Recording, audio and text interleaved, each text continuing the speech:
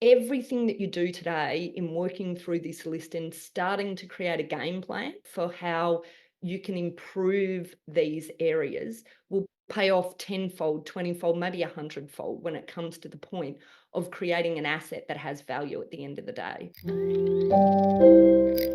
Hello and welcome. The fact is, most small business owners, they typically don't think about the legal side of business until it's too late. It's very much like insurance. Deciding that you need it after your house is burnt down is a little bit too late. You need to be thinking about these things up front and getting the right structure, the right systems and policies, and the right protections in place. And that's why I've got our guest joining us today, Joanna Oakey. She's a commercial lawyer, been in the game for over 20 years. She's also the author of Buy, Grow, Sell, a podcast host as well. Most importantly, she's a systems thinker.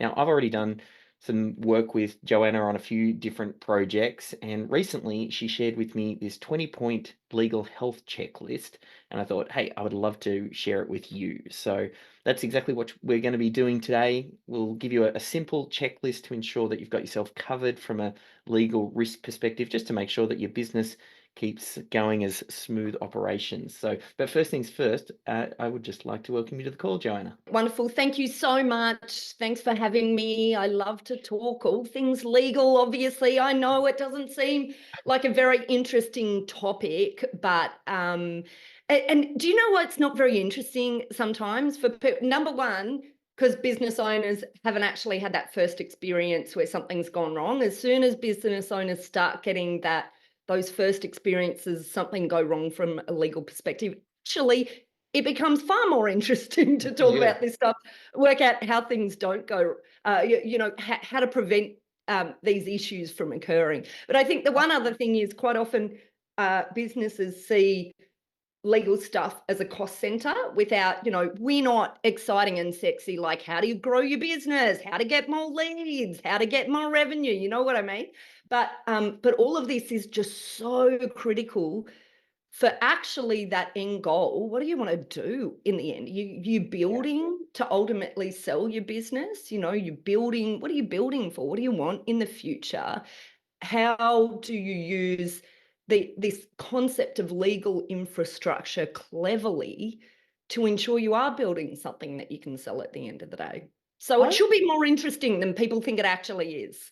I'm curious. When I think of lawyers, like you get to see pretty much the worst of business and sometimes the worst of people. So I'm curious if that makes you cynical when it comes to business and how this has shaped you. Like you said, a lot of business owners, it's not until they're in the thick of it that they start to think about it, but you see this all the time.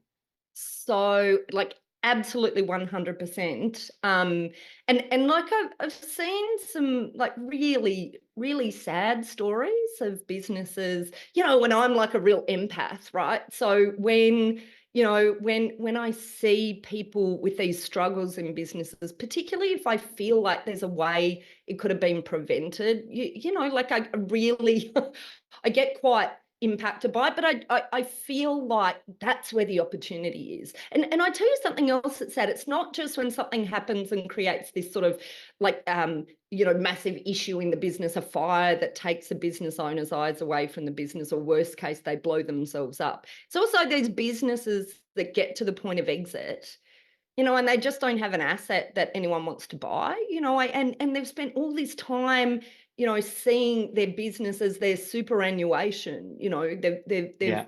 invested all this time and effort and money into this business, and they see the benefit of it, but they've built it in a way that, isn't based on systems, that isn't Mm, built with a protected legal infrastructure, and they've just got nothing to sell at the end of the day. That's sad as well. yeah. So am I jaded? No, I'm just, motivated and energized to help get the message out about the small things that you can do along the way that will make a massive difference at the end of the Yeah. day for a business owner.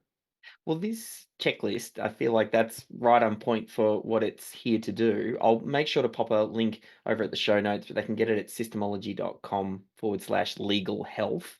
And I'll pop a link through to that so they can download it. It's got all of your details in it. Yeah, how did the checklist come about? And yeah, perhaps you can tell us a little bit about its purpose. Yeah. So the basis of this is actually something like it's basically a system that I created for myself. Like maybe I reckon it was 20 years ago. So 20 years ago, like maybe 15 or 20 years ago, something like that. And I'd sit down and my whole thing was I love to do legal health checks for clients or for prospects and sort of I want to go through the business. I don't want to be reactive. I want to know where the problems might be before they turn into problems because we all know prevention is a lot cheaper and easier than the cure. And so I just had this list of things and I built it over time and I refined it and I'd go over it again and again and again. So it was a checklist for me. And then there was a point where I was like, oh, I just need to be able to communicate this easier for people to be able to run through it in a bit of a DIY way. And so that's when this sort of self check thing came up. So I sort of took what I was already doing as a checklist, but turned it into something a bit simpler that people could use and reflect on themselves and assess themselves and their own business. Yeah, perfect. Well, I'm going to go ahead and share it, and I'd love to be able to run through it with you. I'll just make sure that you can see that okay. Yeah. Yeah, perfect. Okay. So, like, should be pretty obvious how you fill this in. It's meant to be on that KISS principle, keep it simple. So I'll tell you a bit about what I actually mean by each of these areas. Throw in some notes, maybe print this out, take some notes yourself, and then you circle. Like, how well do you think you're actually doing? You don't have to share this with anyone, so be brutally honest with yourself. Um, you know, I reckon it's pretty crap at the moment, or 5 bulletproof. We've really got this sorted, or somewhere in the middle. So pretty Yep. easy. And these areas that we cover are really, from a legal perspective, the main area that you should be thinking about in your business and doing annual reviews of it. Like, pull this back, come back to it in a year's time, and just do a quick review and work out, have I improved from last year? Have I built on some of these things that were clearly sort of holes or issues that are sitting in the business when Yeah. you've done it the first time? Perfect. So the way that it's structured, and you'll see these little blue headings here, like the first one being clients and prospects, and it's just breaks up the business into various categories, and then there's points underneath. And then, as you said, you just rate yourself over here and what you need to do, and if you need to investigate it. So the first one under the clients and prospects, when it comes to the terms of service, your agreement with the customers, what does that cover? Yeah. So first of all, general concept: disputes with customers generally come from ambiguity. They think that you're going to do something that you haven't done, or you didn't think that you were going to do it in the way that the customer thought it needed to be done. So the way you deal with that is clarity in your terms of service. Usually when businesses start, their terms of service is something like all of the other legal documents in their business, if they even have them, that have been, begged, borrowed, or stolen. I like to say, usually stolen. So they've seen something good, someone else has got them, they've downloaded a legal template, whatever. But it's something that doesn't actually reflect the business the way it is today. And so what you've got to do is you've got to go, well, do the terms of service, like, are they just this standard vanilla thing that actually doesn't describe the way we work and the things that it is important for our customers to understand and to agree with us in advance or not? And if you're being frank about your business, if you've started with a document that is some sort of random template, or that you've pulled offline somewhere, online somewhere, it will probably not reflect your business and the way that you operate. So, terms of service, you need to be clear about, what, when when payment should be made and why, what your obligations are, what your customers' obligations are, all of those sorts of things. Is that set out clearly in a terms of service? Do you think it reflects you right now?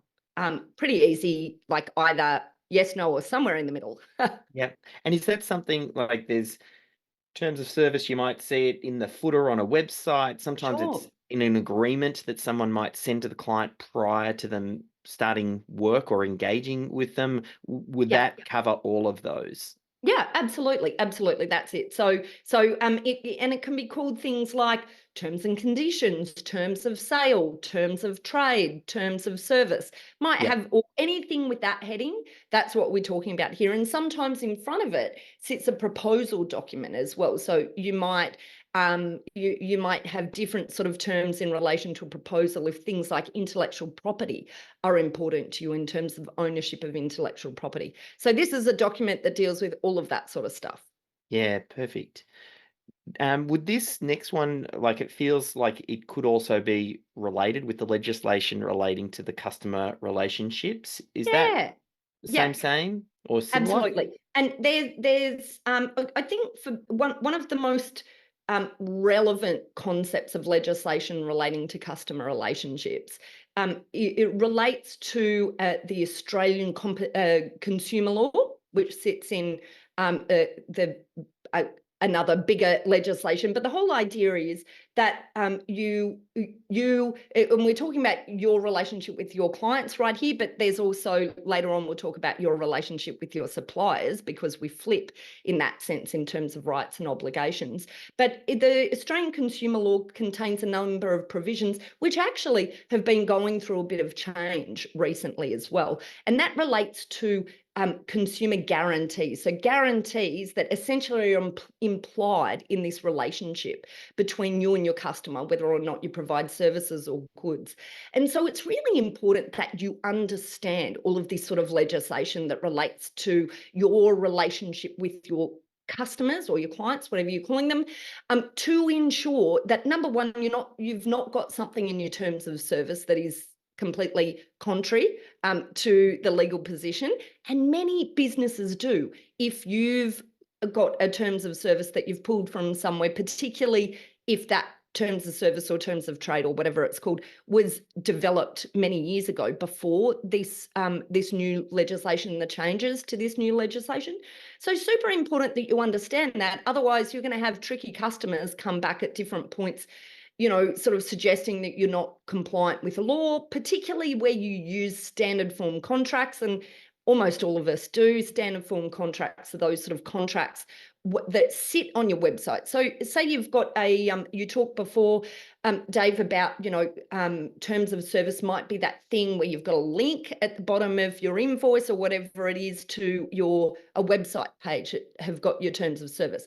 That's called a standard form contract. And there's a whole heap of things you can and can't do in something like that. So you just need to be aware of that, and you need to Yeah. make sure your terms are in alliance with that, but your systems and processes are as well. Yeah, perfect. The next section you've got is this house in order structure and structure, with the first one being optimized business structure. Yeah. This one is critical, so super critical, because the thing is, if you haven't got this right, often you will not realise that it's not right until right at the end point when there's nothing you can do about it. So it's sort of like this sleeper risk in a Yeah, business, and it can be a massive risk. So there's sort of two concepts.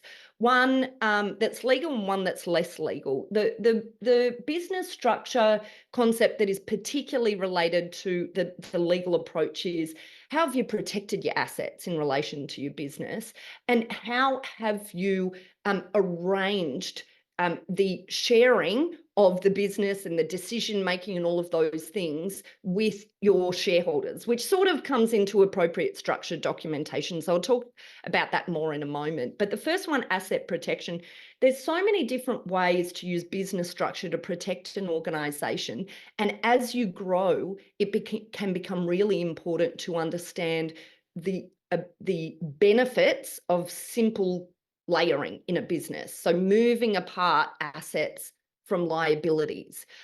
So that's sort of just one example of the sorts of things we might look at from a legal perspective for a business structure. Another thing that we look at from a legal perspective for a business structure is, how flexible is this structure into the future if you're looking at bringing on board other people into the business. Now, there's lots of business structures that might be appropriate for you when you're small, when you started a business, but that don't have flexibility built into them. And I'll tell you what happens. You get to the point where you've reached this particular size, you decide that you want to do something that requires a bit more flexibility of structure. You decide to bring a business partner in, you decide to give employees a bit of equity or sell a bit of equity to them, or whatever the case may be. You suddenly realize you can't do it in the structure that you're in. You're going to have to entirely restructure the entire business, which, can I share with you, can be a pain in the ass, the bigger you are. So the earlier you get to this, the better. Build yourself a flexible and sensible structure from a protection perspective. The one other thing that we can help point to red flags on, and then we really sort of want to involve your finance, your accounting team is tax. Do you understand what your structure is creating in relation to tax for your ultimate exit, or whatever your ultimate plan is for the business? So all of those things combined is what we refer to as optimized business structure. Do you understand how good your current business structure is for asset protection, for flexibility for the future, and for tax in the future, depending on what you want to do with the business? Mm. You mentioned and all of these are interrelated here, because there's They are. the direct asset protection, like from like an individual perspective, to make sure that if the company's getting sued, the business owner's not on the hook. That's Yeah, another. 100%. And any sort of director asset protection is about exposure of the director to something that might be to a risk that might be happening in the business itself. And even on the flip side, other exposures to the director that might have potentially have an impact on the business. So it's about sort of separating any areas of risk. Part of director asset protection as well is not just business structure, it's sitting behind the business structure. What is the ownership within that business structure, and what does that look like? What is the ownership of all of your assets in the background, and what is your strategy in relation to the protection of those assets? And indeed, who holds the assets? Who is the director in your family, sort of in your family, and where you potentially may have multiple people that can be directors? We don't want them all to be directors. So it's about minimizing risk, maximising sort of diversification as well. And appropriate structured documentation just sort of comes back to essentially things like shareholder agreements. Yeah. So I saw a recent statistic I thought was really interesting. 80% of businesses where there's more than one person involved in the ownership still don't have shareholders agreement, or shareholders agreement that are updated and reflect the businesses they are today. And the problem with that is, once again, it's a sleeper issue. You may not even realize until you get to the point where you and your business partners aren't on the same page what you've created for yourself in terms of risk there. So structured documentation is about, just making sure shareholders agreements. It might also be things like, we might need loan agreements in the background to deal with certain things that have happened in the company. We might need financing agreements to make sure we've got the right security in place. We might need IP agreements if there's IP being used by various entities. So it's all of that. How clean, how are we sure we've got all of the documents Yeah. that will protect us and, optimize the business for us from a legal perspective? Yeah. And like any good checklist here, if you go through it, it's a matter of rating yourself if you do know, and then if you don't know, then it just becomes something that you might want to investigate and learn more about. So the next section we've got is this employees and contractors. Now, I know we've had some different discussions around systems and processes and policies and the role that it plays with de-risking a business, and I'm only appreciating that more and more with some of the discussions I've got with you. But maybe if we run through, I know I've jumped ahead there to the internal processes, but if we start off with thinking about the classification between employees and contractors. Yeah, so classification of employees and contractors, and then within employees, that correct classification or dealing with, casuals versus part-timers versus full-timers. And I built, as I said to you before, like the genesis of this is, you know, a template I built 15 to 20 years ago. I actually built this self-check thing like maybe 5 or 6 years ago now. And the landscape has changed remarkably even since then, which is quite incredible, right? And you see, honestly, you see in the news almost weekly these days some sort of you know, massive headline about millions of dollars in back pay owed by, you know, a large organization to the employees because they haven't gotten this right. I've had, you know, small businesses come to me with like claims by employees that have gone back 10 years for like a tea break that they hadn't paid because they hadn't understood the awards that related to their employees. They hadn't understood the right classification. So a lot of this bit is about education. How much do you understand about the risks that sit there? How much do you understand about what the decisions are when you are classifying internally your employees and how you're dealing with them in terms of your internal processes, which I guess is a bit of that below. So I see this first one is not just the correct classification, but the education. The people who are dealing with your employees, do they understand this when they are making these decisions that seem fairly innocuous at the hiring point? And can I just add one more thing to that? Of course, we deal a lot with businesses that exit, and any business that is selling for, I don't know, like let's say probably more than 5 million, buying team will come in and do a lot of due diligence. The area of employees is one of the biggest areas of due diligence they will do, and almost always will end up in a scary warranty that sits there in the sale of the business. And the reason for that is so many small businesses get this wrong. You're in due diligence. The bigger company who's coming in and paying a high multiple to buy your business, their legal team picked that up, you know, or their HR team picked that up. And so you don't want to be the one who's sitting on the end of that being the time when you've realized the risk and now you've got a lot of money on the line. Yeah. So that's that one.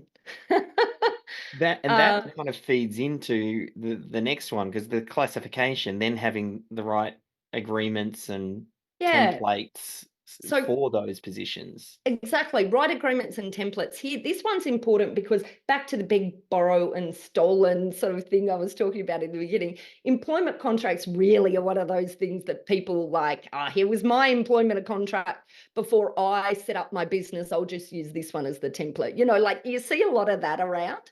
And just the employment law landscape just changes so quickly. You've just got to make sure your templates are right for your business, have been written with an understanding potentially of any awards that might apply to your staff, and that they have been updated regularly, and that you've chosen the right classification. But we talked about that last time. But one other thing that I just want to throw in here, a lot of us have offshore staff as well, and I tell you what, this has been an area of a bit of movement in the last, I would say, the last 6 to 12 months. So this is a super interesting space. And there is a lot of potential risk at the moment that has been identified as potentially sitting in maybe the risk that offshore employees might be able to claim that they should be covered by the Australian legislation because they're engaged by an Australian entity. So this is where you need to really get those contracts right as well to make sure the relationship that you have with them is properly reflected in the way these agreements have been set up with them, that you're not using employment agreements, you're not using agreements that you're using for other staff here in Australia, and you've got these protections in them. Yeah. How does that One. relate with when you think of internal processes? How do you think about that? Yeah. So internal processes, I see that as, I guess all of these areas that we're talking about have a number of components. There's the contract. So you need to have the right contract in place and updated and, you know, reflecting your business as it is now. You need education. So everyone needs to understand everyone who deals in the area that relates to this particular sort of classification, employees and contractors or whatever that we've gone through, needs to be educated, understand the risks and understand how to deal with them, or at least who to turn to or how to get those answers. But the third thing is the internal systems and processes that that deal with each of these areas. And for employees and contractors, that internal systems and processes relate to the different sort of, I guess, cycles of the business in with employees and contractors. So you've got recruitment, you've got hiring, so you've got processes there, and the legal side is less important there, but onboarding, that's where it becomes super important. So what information are you giving to staff? How are you dealing with setting up your legal obligations correctly from the beginning in the processes that are onboarding? And then we have the management of employees after they've during the period that they're with you. So that's things like dealing with performance management issues. How are you dealing with that from a process perspective to ensure these things don't blow up in the future in an issue or a fair work claim? How are you dealing with termination, and what how do you understand how to deal with termination in a safe way, because termination is very complex, particularly when you've got onshore staff, that sit under this legislation. So these processes are not just serving a legal purpose, however. They serve a fundamental business purpose. So I find it very hard to sort of separate just legal and business, because legal operates as a checklist to help remind you of things that you should be doing anyway in the business that are good business sense. So I see, like, how are your processes for onboarding? Have you considered the legal elements? What are your processes for management of staff, and how you deal with performance issues and day-to-day issues that might appear? Even things like policies in the business. There's a big movement towards much more understanding of this concept of, bullying and harassment in an organization. So what have you done organisationally to make sure you're identifying these issues early and protecting the staff and the business in relation to all of those sorts of areas? Yeah, this area in particular, I see it quite a lot with the businesses that we work with around like employee handbooks, which will cover a lot of those policies where maybe they start off and they've got some processes in place for how things are done, but it's that next level up that a lot of small businesses, and it's kind of like that bridge between being the solopreneur who's got this up and running off the ground and it's just you, so you are the handbook, to Yeah. now you've got a little team around you, and that handbook needs to become the rules of the game. What are the obligations and expectations of the business owner and for the staff as well? I feel like that's a big area where we find, and it's great to see that it helps from a legal perspective, but it also just helps from a day-to-day business functioning perspective, because now everybody understands that we're all on the same page. 100%. I absolutely agree. Totally 100%. And Yeah. it also helps us communicate expectations of the business to an extent that we may not have thought to communicate them without having these things as a checklist, behind Yeah. us. Not a checklist, that document, when you set it out, that's it. You've communicated this thing that you wouldn't otherwise have communicated. So I think that's really important. Oh, hey, I know you're tuned in right now, so I'll keep this super quick, but you like awesome YouTube videos, don't you? Well, there's not really that many YouTube channels that create great content about how to systemize your small business. So I want to make sure that you catch every video that I publish. So if you haven't already, firstly, give this video the thumbs up, and then go ahead and subscribe to my channel. You can even hit the bell notification to make sure that you're the first to know when I publish anything. So go ahead, do it right now. I'll wait a sec, and then I'll transfer you back to the video. Yeah. The next section you've got is around intellectual property and protecting the brand. And I know some people will be familiar with trademarks and copyright law. How do you think about that from a legal perspective? Yeah. So brand isn't always important to all businesses, but it usually is. So brand is the sort of thing when you set up a business, most people are good at, searching ASIC to make sure no one's got the exact same name because they can't, register a business name or a company if it's the same name as someone else. But they don't think about the ownership. So the registration of a business name is not ownership. It's a government delineator of, an exact name that they can then use to connect to your business, right? But it's not ownership. Ownership comes through either use or registration. And if you're relying on use, so that sort of use over a period of time, and you can establish that you've built up goodwill under that particular mark that you're using, the name or the logo or the tagline or all of these together.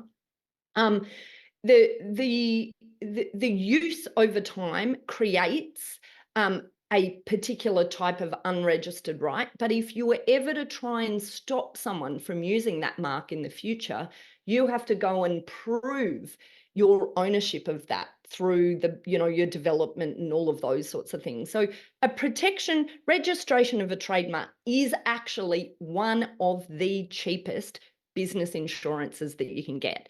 It's ridiculously cheap. It lasts indefinitely as long as every 10 years you pay sort of this nominal fee. I think it's like $400 every 10 years to maintain your registration. But if you don't register it, you're in this situation that essentially all this time and money that you put in marketing your business is about marketing the name, the brand to the public. So you want to have some sort of protection in relation to that marketing spend. I say there's no point pouring money into marketing if you're not somehow got some ownership of what it is that you're marketing. You know what I mean? And I tell like this story I heard years ago. Gosh, it must have been about 15 years ago. This fabulous business that had, and we've had many clients in this sort of situation, but this particular one. And I guess I can't say the name, but it was just like a fabulous name. And this woman had come up with this name, and she built this business. She had this business for 40 years, right? And she got to the point of sale and went to sell this business. And the buyer came in and did this search and found someone only 1 year before had registered the trademark for just over 1 year before had registered the trademark for that exact name. In relation to the exact same goods and services that she sold. So the business sale fell through, right? And she said to me, she'd gone to IP lawyers at the time. The IP lawyers said, yeah, you created this brand 39 years before this other trader came in and registered the trademark. But the problem is now they have a registered trademark. Sure, you could try to sue her, but you're going to spend at least $150,000 in court to try and get that trademark back now because it's too late because they got in first. And that's the answer. She could have spent like $1 or $2,000 right in the beginning registering the trademark at any point in that 39 years before that other person got in. But that person got in. Now $150,000 it would cost her to get that mark back. And so unfortunately, she had a business that wasn't saleable because everything in the business had sort of been, and she'd been on, news and current affairs, with this fabulous business, but she just couldn't sell it. Anyway, long story short, just spend the small amount it is to protect your brand. Is it protected? So that's the question for you. And is it updated? And yes, sorry, go ahead. I was going to ask, and then with how that's different from the intellectual property as well. Yeah. Like there's trademarks, I think a lot of people are very well familiar with, but when it comes to intellectual property, how do we protect that? Yeah. So intellectual property, once again, might be relevant to your business, might not. Some businesses have a lot of value tied up in the intellectual property of their business. Others don't. But intellectual property here in Australia, there are some design rights, so patents and designs where you can get registration. Most businesses aren't the kind of businesses where that is relevant. So mostly IP in Australia is not registrable other than our trademarks, right? And so the question is, well, how do you protect it if it's not registrable? And the answer is there's some super easy ways. There's some super easy ways, but the very first thing is you need to identify what is intellectual property in your business that has value. Who was the creator of that business? Are we sure that that IP is actually owned by our business? So, and the reason I ask that is in many instances, people have set their business up with, like, they went and got, someone from, I don't know, a friend to set up the website and create some of the things that are intellectual property in their business, but never had that IP assigned to them. So, if when we deal with businesses where we know IP is going to be of real value, it's really we just need to trace back, what is the IP? Who is the creator? Who is the actual owner of that IP right now? If it's not where it's meant to be, we need to fix that up. And then we just need to keep this record of IP creation. So in the future, if we ever need to sue under it, or we're selling the business and going through due diligence, we can prove what's called chain of title. That's Yeah. that's sort of the magic words that we're after here. And this is the sort of thing where you actually don't even need lawyers to do anything here for you a lot of the time. You just need to have that discussion, that education, and then you can set up your own systems and processes in the business to protect it. Yeah, perfect.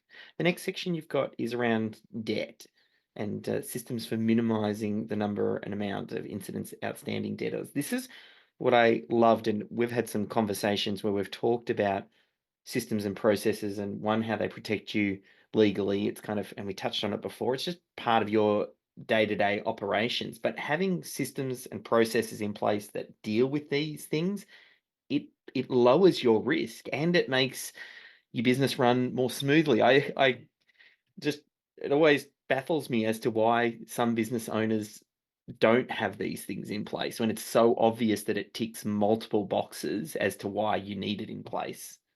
Well, and I think the answer is because they just haven't stopped and thought about it. No one sort of said, "Oh, okay, well, look, here's the process potentially for how you can set up that system in your business." And so I call it debt here. Now, all of these years later, I actually call it cash flow. And I should say I set all of these areas out in my book actually, and sort of how you can sort of remedy a lot of these areas if there's gaps in them. But debt or cash flow, in my new terminology, really is about it's about and well, as I said before, it's about having the right contracts in place, but that means the right clauses in your agreements that relate to your ability to charge interest, to, who's responsible if you end up having to chase them for payment. So there's just some simple things like that all terms of service or condition should have in place.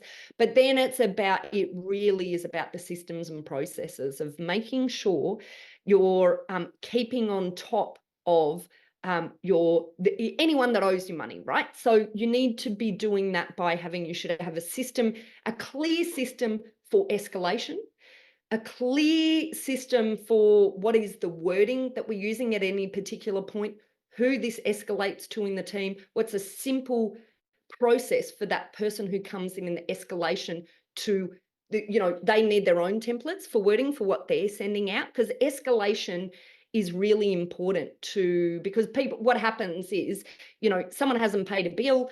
If you keep resending them the bill, usually, and they've not reacted in the past, they're often not going to react in the future. You have to change it, So these systems that you need in place are a combination of escalation, different modes of contact, phone calls, letters, emails, statements, those sorts of things are different modes of contacts. And then an escalation point if you need to lawyers or whatever. But usually it doesn't get to that if you're on top of it. But, and here's one other thing that I think is really important in this process, usually people don't pay for one of two reasons. Well, there might be three reasons. Number one, because they're crap at keeping on top of their own systems and payment, in which case your escalation system will work really well. Number two, they're not happy. That's why they're holding back on payment. And so you need to have what I say, sort of early warning signs for this. And so you should be surveying your customers. Now, I promise you, not many lawyers are going to have NPS surveys or client surveys as part of what they suggest as, a legal infrastructure approach to your business. But I know the reality is one of the main reasons customers pay late or don't pay is because either your system isn't good enough to make sure, lazy business owners are on top of it, or you haven't been on top of service or quality issues that are sitting in the business. So that's something you can get ahead of. And then the third thing is that there's cash flow issues, but there's ways you can identify if cash flow issues are coming on and things you can do about it. So it's about setting up those early warning signals in the business, setting up the systems and processes so it doesn't take time, but you get cash flowing quicker. It's about utilising things to get you ahead of understanding before problems might be occurring so you can resolve it. And sometimes it's about changing your model. So the point at which you're billing your clients and getting cash in. Yeah, I'm hoping a good number of my clients looking at this are rating themselves reasonably high in this category. As we move into the next section, which is the supplies and other contractual commitments, I'll just scroll down to see if I can get them all on one screen. But yeah, perhaps you can just talk about some of these. I know, there's the terms of service that we talked about above. So this one, and that's more to do with the client. And so the suppliers ones then are from people that you're purchasing products and services from? Exactly, 100%. And so sometimes this is relevant to businesses, sometimes it's not. Look, if your main supply is, I don't know, buying pens and pencils and whatever, and you're not buying much else, maybe not so relevant to you. Although potentially things that you don't even think of as supplier relationships are important. So, say for example, someone who's building your website or creating some sort of IP for your business is a supplier as well. So there are all the sorts of people that you or relationships that you think of when you get to the supplier sort of consideration. But if you're the sort of person if your business deals with standard business as usual supplier accounts that are quite important to the business, it can be very useful to have your own standard supplier terms. So only relevant if you're dealing with a high dollar value of supply and where supply terms become important to your business, because suppliers will all just throw their own terms at you, and it becomes very important for you, if you have risk sitting in those supply relationships, to ensure that you have your own version of your terms if this is a supply that you're purchasing again and again. And large organisations all have this. Actually, interesting story, I started my legal career life as a specialist procurement lawyer. So I work with large corporates, helping them get in place all of these standard sort of customer and supply templates. So every mid-size to large business will have standard supplier terms. So SMEs, this is our opportunity to work out whether or not this is something we should have. As I said, if you're only dealing with small dollar value suppliers, probably not relevant. But as soon as you're dealing with high risk, high dollar value suppliers, this is a way that you ensure you're protected by not just signing your supplier's terms. And that sort of comes to, I don't know, next one here, comprehension of the terms you've signed with your suppliers. This is the thing. And this is the thing, I learned years ago working with the corporates. When we had, when we were dealing with customers who were SMEs, usually what happened is, like, the large corporates who were our customers when I was working for corporate, they would all change the terms, right? Every SME we dealt with just signed anything that was there. So as an SME, if you're dealing with a corporate supply, and once again, we're talking about where it's worthy spending your time, if there's high value, high risk, if you're just signing the terms that come to you, you are getting worse terms than the big boys out there, because I promise you, they all negotiate the terms, and they all change. They change warranties, they change warranty time periods, payment terms, they change IP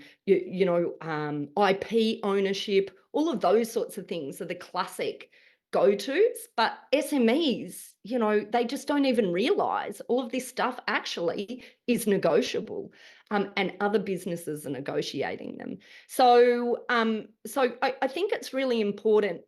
I once created this course, and I'll probably make it available again in the future, to understand, like, what are indemnity clauses? What does it mean when I'm signing this stuff? What are IP clauses? What should I be thinking about? Because most SMEs read these contracts, glaze over, and just get to the end and sign it or whatever, tick the box, because it's boring and they don't understand.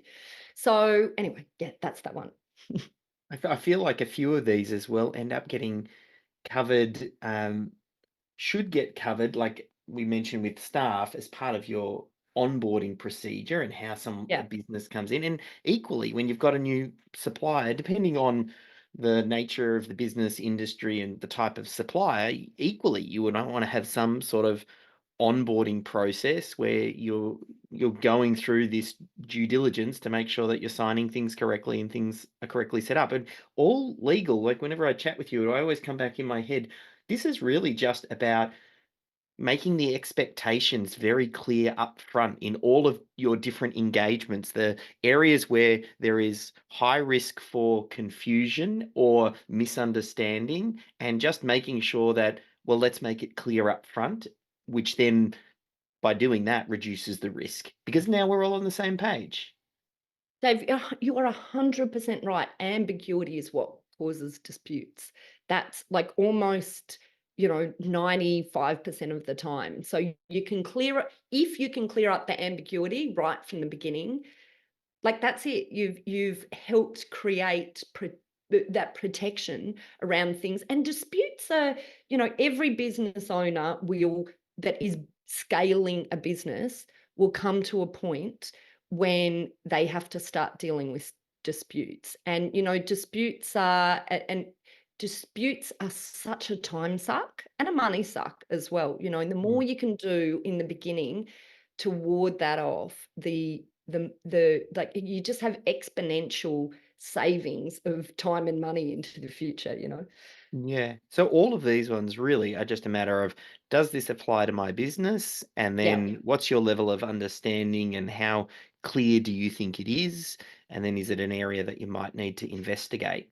The next one, It's which is also around, about what staff training is there, because yeah, and I mean, your whole philosophy and my whole philosophy as well is that it shouldn't be the business owner doing all of this stuff, but you have to have the right education for your team then. So you have to have yeah, the right delegation. Someone has to be responsible for this, and then they have to get educated. So I think that's the other component as well. How much do the team that are dealing with each of these areas understand about the risk and how to deal with it?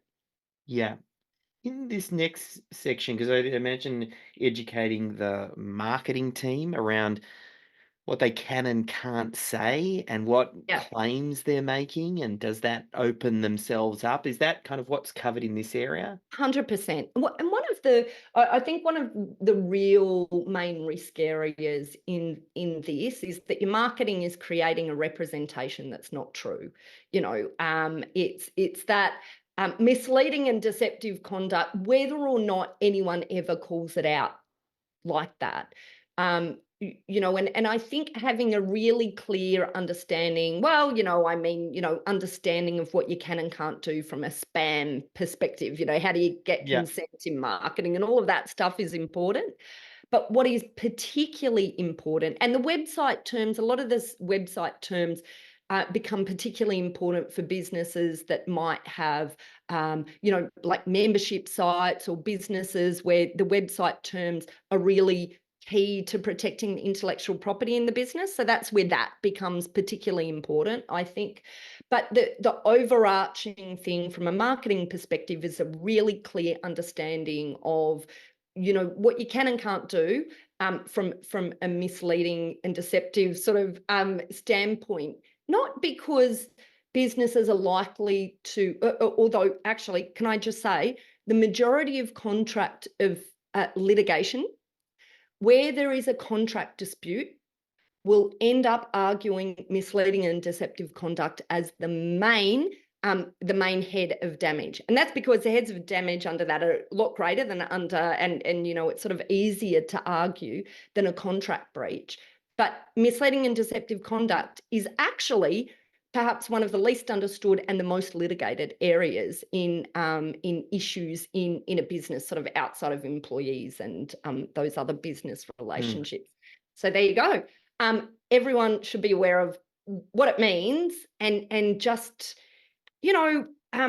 marketing is one of those areas where quite often there's a conflict with sort of the general legal concepts, because marketing just wants to make everything sound fabulous. You just got to make sure your marketing team is always taking a bit of a sense check and not going too crazy, I guess. And I'm imagining different industries are going to be more closely watched than other industries as well. Like there are certain industries where it's very clear, around medical or financial, or where you have to be very particular with what you say. And so, like all of these risk, there's varying levels of risk to all of these, and there's Yeah. always going to be risk. And as a business owner, we need to determine where is that risk high, and the potential, result of that risk being activated, and is it worth investing time, energy, and effort, and which areas are we going to look to risk minimize, and which areas do we need to lean into more? And that's obviously going to depend on everybody's individual situation. Yeah, that's right. And one other thing that I'd throw in there that has come up in sort of the last 5 years, that more than I'd ever seen in the past, is allegations of defamation. It's actually, there's a lot of that going around at the moment. I always say at the moment, I mean sort of like in the last 5 years. And we have to be very careful. And I think it's sort of this social media side as well. It's this where you have a forum where people can post, information or responses or feedback or views, and it's not being appropriately monitored. You can get caught up in something that other people are saying as well. So it's pretty obvious. Be careful about what you say about others in Yeah. any sort of public context, but also be careful about a forum you're creating where others can talk about others, because you could be seen as a publisher too. So I'm seeing that risk come up a bit at the moment. Yeah. The last section you've got here is the legislation, and that's we've got a global audience, so it'll depend on where someone's located. And we kind of touched on some of the things I'm imagining around even marketing, like I was saying, for certain industries. Is that kind of like what you're referring to here, where there is specific legislation that affects parts of your business? Yeah, that's right. That's right. And there's a whole heap of legislation, it begins with, not going to be surprised, begins with a process.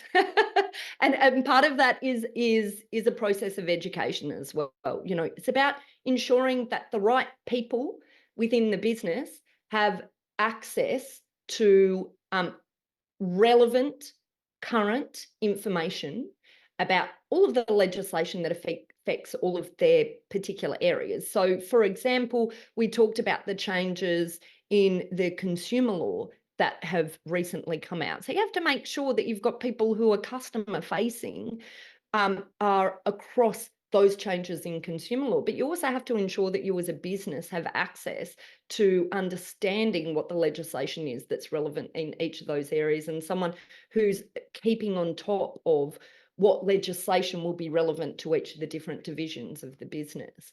And, there's a whole heap, there, like privacy legislation. Privacy legislation is really one of those areas where there's a lot of change at the moment. There has been over the last 10 years, but there specifically is a lot of change still coming in over the next 12 months.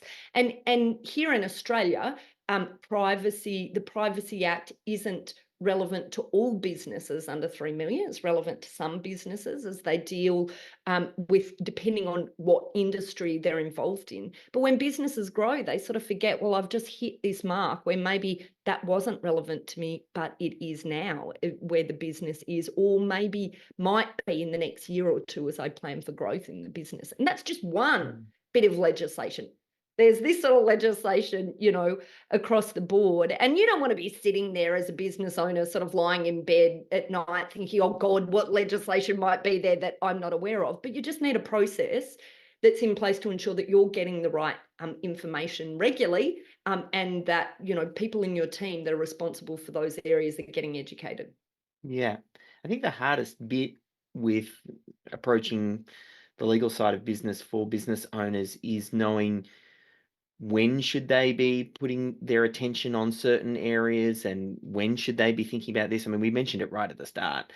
It's like insurance. Most people think about it too late. So you definitely need to start thinking about it earlier. There are certain things in here that you can do to protect yourself or reduce that risk just by making sure that you're clearly outlining expectations and with systems and processes and clearly communicating with clients and suppliers and just people in your world. I feel like that's a good stepping stone, and probably something that you should do earlier rather than later. But as you get larger, at what size of business should someone really start to think, hey, I need to start moving this up my priority list?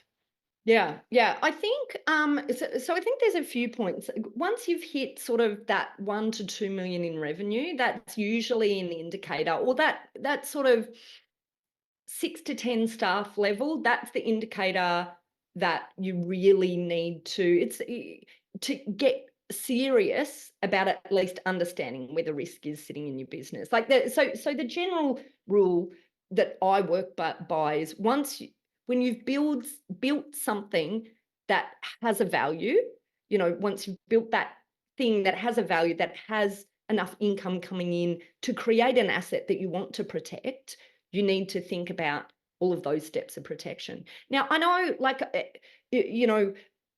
I like being organized. I like this health check concept, but I'm well aware of the fact when I do this with people without looking at their business individually, it could seem very overwhelming because there's a lot of things there, and I don't want to be the kind of person that's just, throwing bombs at business owners to, freak everyone out. But the thing is, if you are honest, if you're building a business and you intend for it to have value that you want to extract at some point in the future, whether or not that's sitting in the business and, having this ownership into the future where you want to make sure you're not blowing it up, it's not being blown up, or you want to exit in the future.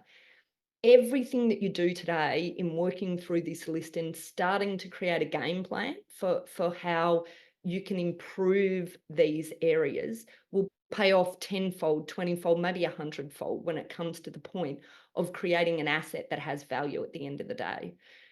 Because a lot of this is about taking a more, what's the word, like, corporate view of your business, standing back and looking at it from a perspective of a buyer's eyes. They want to know that there's not holes in the business that haven't been protected, that there's not landmines in the business that are about to blow up at any particular point.